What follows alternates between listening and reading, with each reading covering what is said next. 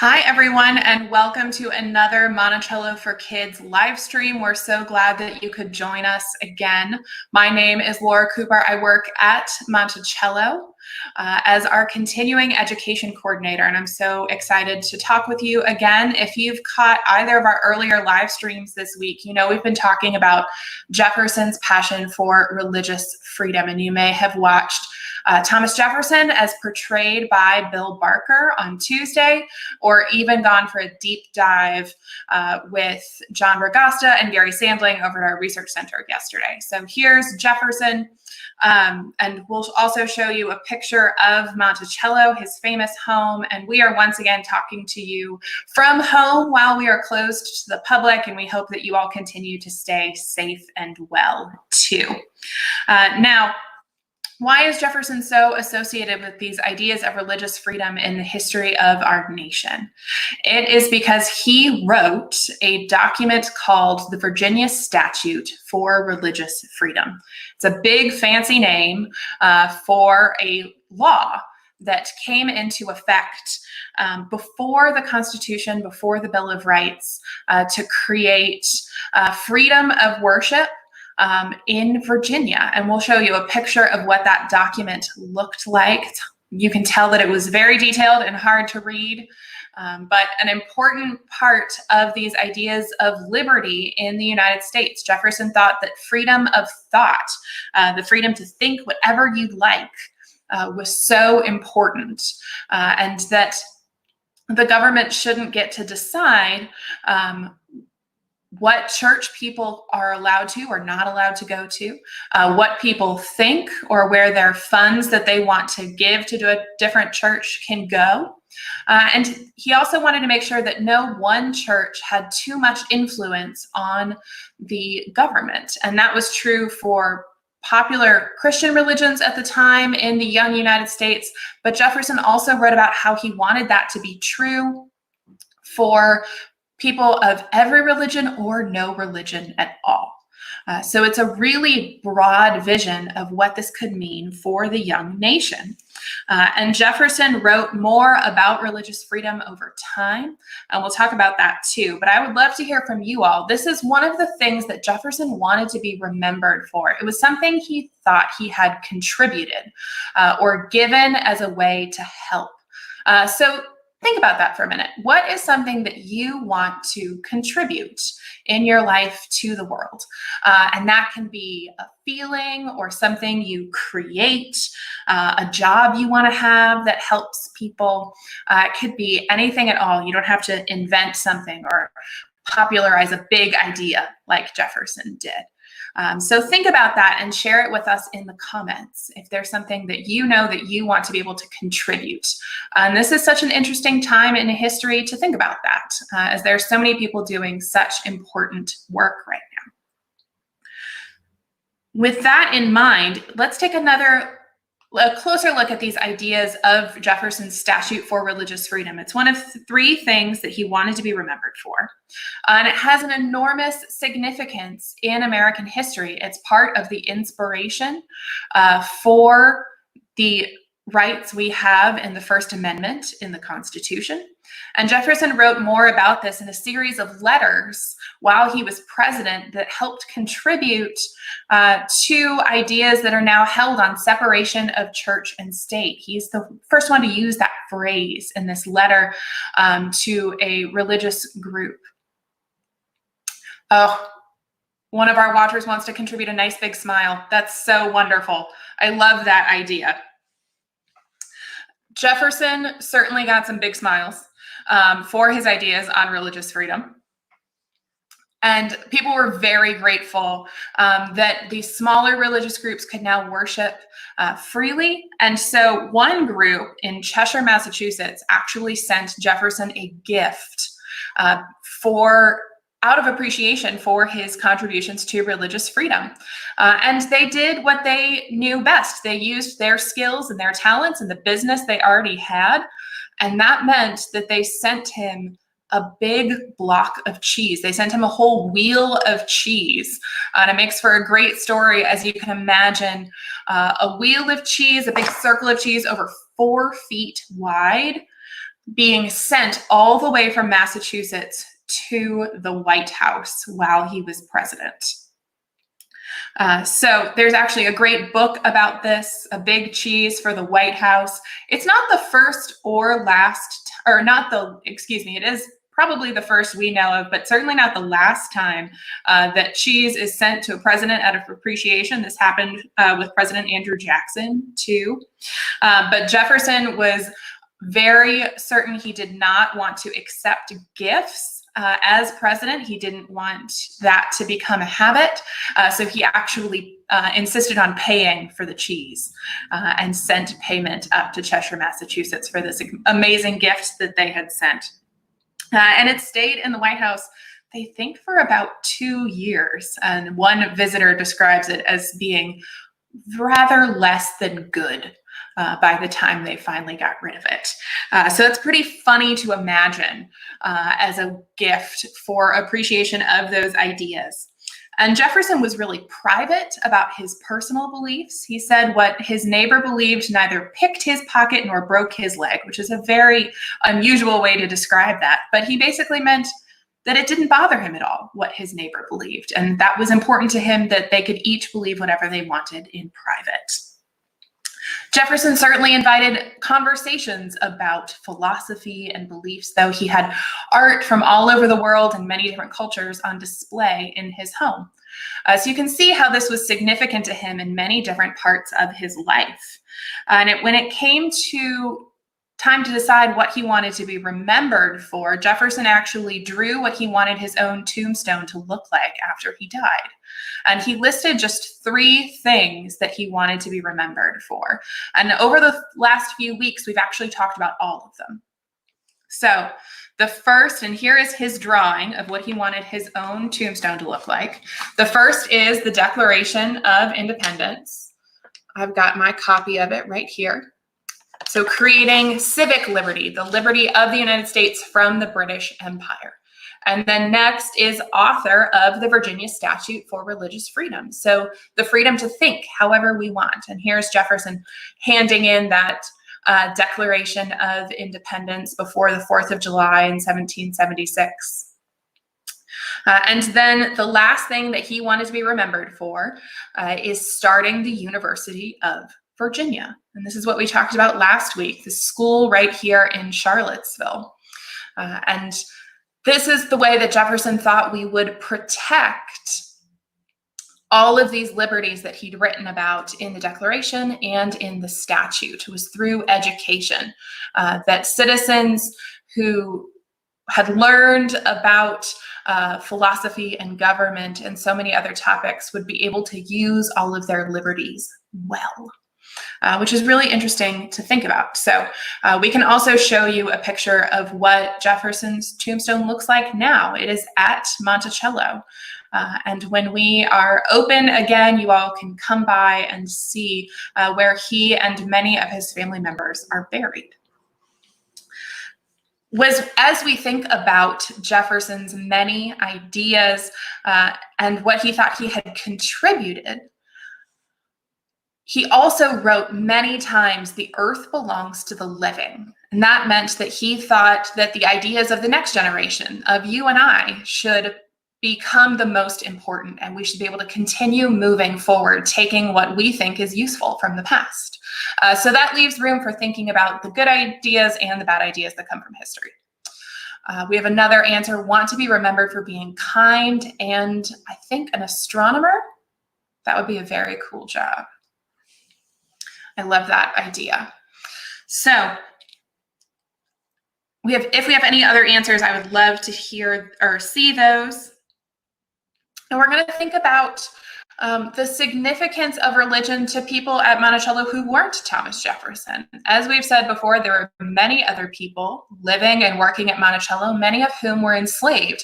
And that means they had come to the United States from really all around the world. And primarily from Africa. And that means they brought traditional African traditions that many of them maintained and used. We know that there was a traditional African healer who lived not too far from Monticello that some of the enslaved people called upon when they were sick. And so there's an interesting history of African traditions being maintained there. And there's also a new mixture of Christian traditions coming from Africa and meeting in new ways in the United States. And one person we know did this at Monticello was named Priscilla Hemmings. She was the nursemaid to Jefferson's grandchildren, so she took care of his youngest grandchildren. And she lived in a small cabin along Mulberry Road, the main street of Monticello, with her husband, John Hemmings. And here's what it looks like from the outside. This is the average size of a home for an enslaved family. And here's what it looks like from the inside. And we have some amazing descriptions of what this space looked like from some of Jefferson's great-grandchildren who would have known John and Priscilla Hemmings really well. And we know that Priscilla Hemmings didn't know how to read, but that her husband, John Hemmings, did. And they would actually hold Bible readings and prayer gatherings in their home, which is really special to know about and cool to think about, families coming together to support one another in a life framed by slavery and these realities that they had to deal with every day.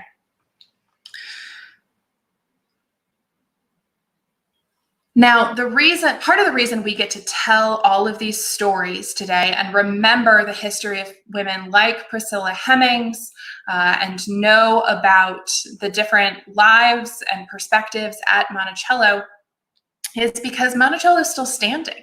And people have saved all of this history. Families have passed down stories generation to generation. People have held on to objects that belonged to Jefferson and his family. And people saved the house.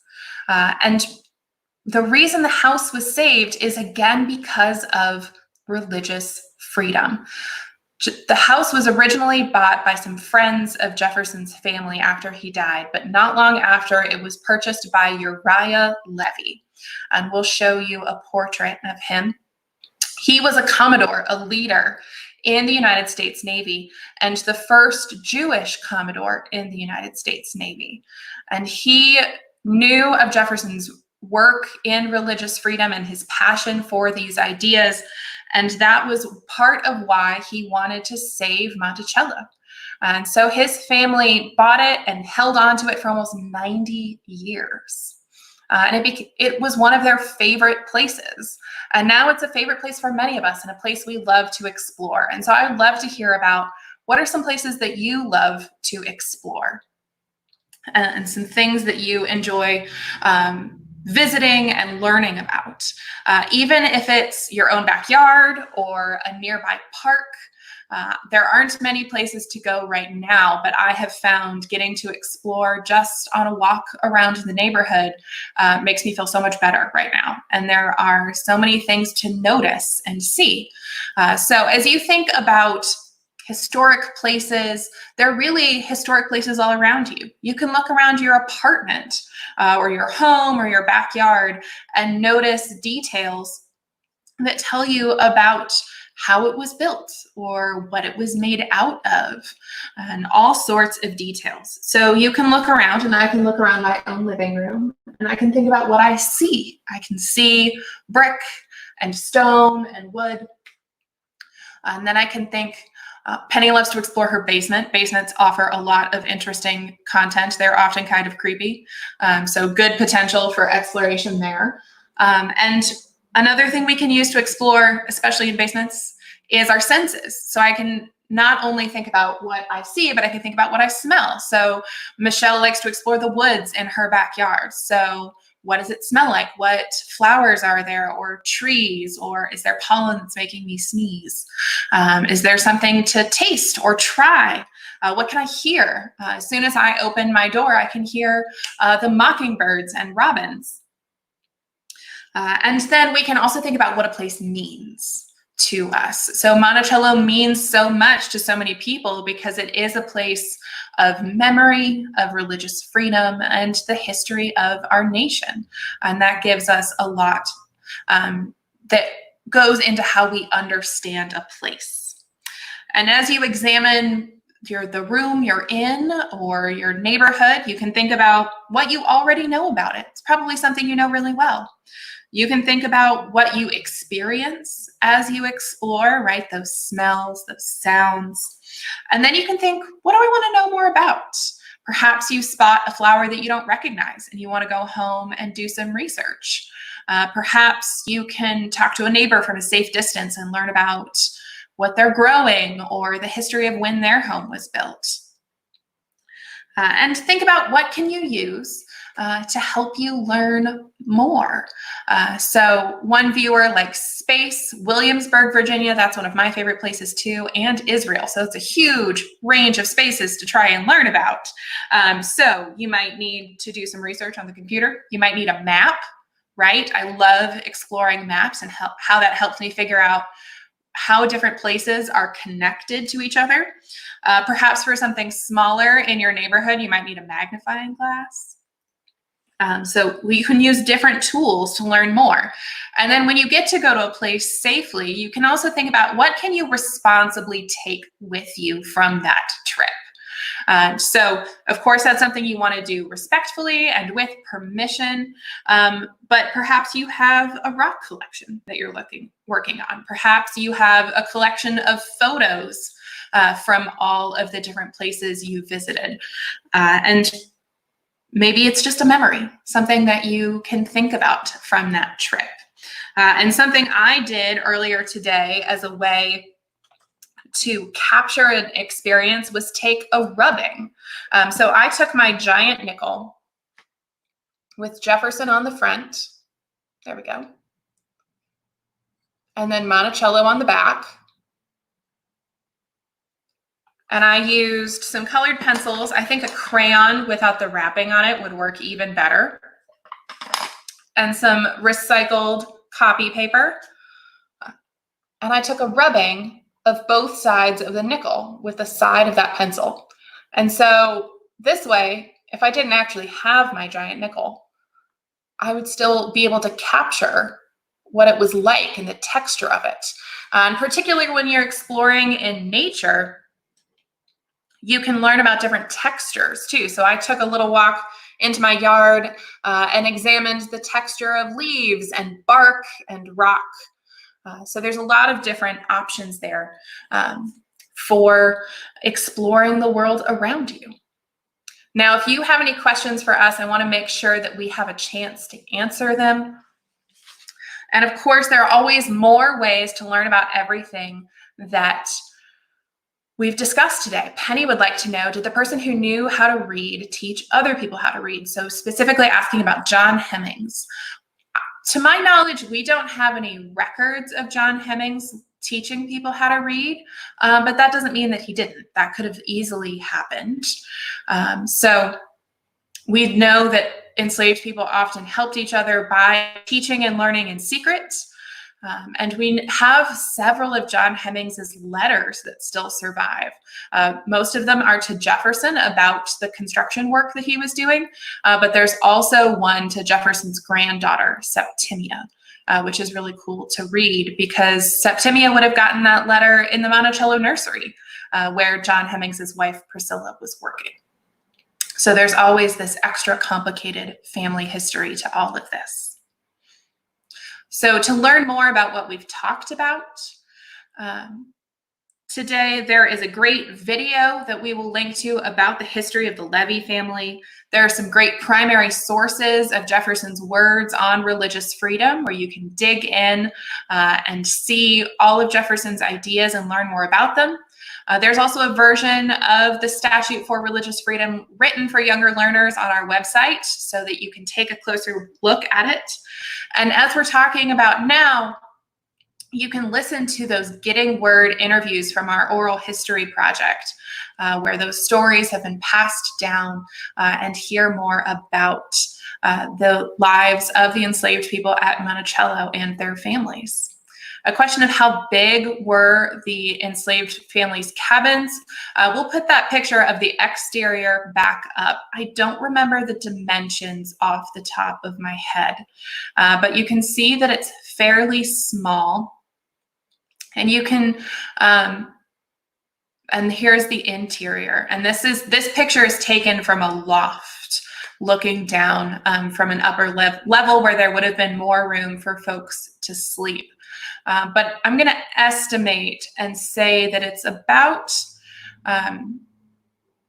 10 by 12 or so. And if you have ever been inside Monticello or seen pictures of inside Monticello, you can imagine just how many of these homes would fit inside of those big grand rooms.